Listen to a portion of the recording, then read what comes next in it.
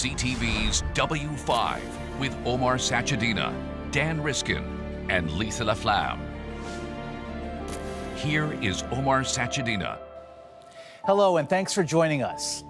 Every year, about 20 million foreign visitors come to Canada, most as tourists, to explore our country and to see the sights. But recently, police from coast to coast have been watching a small number of tourists who've come here on a working vacation as criminals, breaking into houses, knowing that if they're caught, they're likely to be deported, and sending home not postcards, but their ill-gotten gain.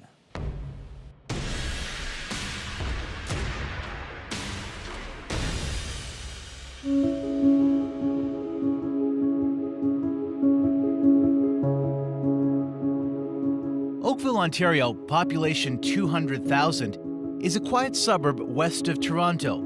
Like many commuter cities across Canada, these streets are quiet during the day, leaving homes susceptible. This is when criminals start lurking. One will knock on the front door to make sure nobody's home. Once certain the house is empty, they will usually go to the back and scope out a vulnerable entry point. Then they strike. I was going to the gym with my daughter and my son, and when I got home, I was only gone about an hour and a half, and I noticed our back sliding door was open. Caitlin Crawford and her family are still haunted by the day their home became a target, discovering an open back door. The lock was broken, and I still couldn't figure out how this happened, so I called my husband at work, and I said, "This is so strange, our back door is open and the lock is broken." And immediately he just replied, "Caitlin, we've been broken into." And immediately my stomach just dropped and I felt sick. I just felt shaky all over, and he was like, "It's okay, just get the kids and get out of the house." Her husband, Baylor, was at work in Toronto. First of all, I thought I want her to be calm and be safe, so leave the house and go next door, and then immediately call 911 and have the authorities come to the house, and I immediately came home. The Crawfords' house was one of thousands of break-and-enters in and around Toronto in 2018, a crime that left this family violated, losing precious family heirlooms stolen in a matter of minutes. Just feeling very invaded and having strangers in our home, and especially in our kids' bedrooms. That part was really kind of a sickening thought, that there was somebody going through our things uninvited. In early 2018, we had noticed an uptick in residential break-and-enters. So we started pouring additional resources into it, from investigators to analytics. Halton Regional Police Detective Sergeant Paul Foley's criminal investigations team responded to many of these burglaries, including the Crawfords. This uptick in break-and-enters had a specific MO. So essentially, you would have one individual or one suspect would go and knock at the door, ring the doorbell, and would wait a couple minutes and see if there was anybody home. And if there was no one home, then they would contact other suspects who would attend the rear of the residence. And generally they were smashing the patio door and entering, and they were in and out within a couple minutes, targeting jewelry, cash, designer clothes.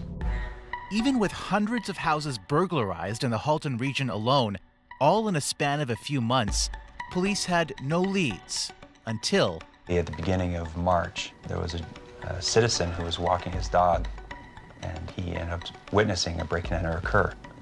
And that's kind of what put the investigation in high speed from there. It was Nabal Slim, only a few kilometers away from the Crawfords, who gave police the lead they had been searching for. This is the actual security camera footage showing two men walking to the back of a row of houses through an alley. That is when Nabal jumped into action. So you were out here in March with Oscar, your dog. It was about 5 o'clock p.m., right? Yeah. And like I'm walking, and when I reached very close to our neighbor's house, I heard like glass breaking. The glass went down and I saw someone at the porch. So I screamed at him, "What are you doing?" And he took the stairs and ran away from here. So I immediately started running from here and called 911. So basically you're on the phone with the 911 operator and you're chasing Yeah, I was the burglar. chasing him just to be able to see if I can see them on the road. And I saw like one guy running into the car. And he went directly to the front plate of the car and he tilted. Maybe he didn't want me to see the car plate number. When I chased the car and I tried to stop them, but he drove into me, then I was able to see the back plate number on the car. And just with that one license plate, we were able to redirect all our resources to 2 individuals that were associated to that vehicle. And within approximately 2 weeks, we had identified about 15 to 20. 15 to 20 suspects. And what Paul and his team discovered was extremely unusual. They were all Chilean nationals that were here as tourists. Some of them were here a couple of months and some had been days. They're not coming to the country advertising their purpose. And they arrive here as tourists. And it wasn't just Oakville. As Detective Foley checked with police across Canada, he discovered a crime wave from coast to coast. I do know that it's happening in other parts of the country.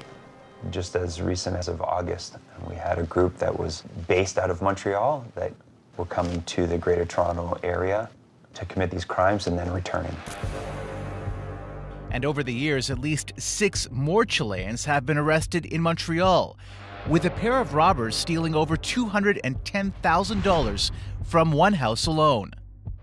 And the earliest example we could find occurred in 2015, when Toronto police arrested 12 Chilean nationals who faced 97 charges related to breaking and entering.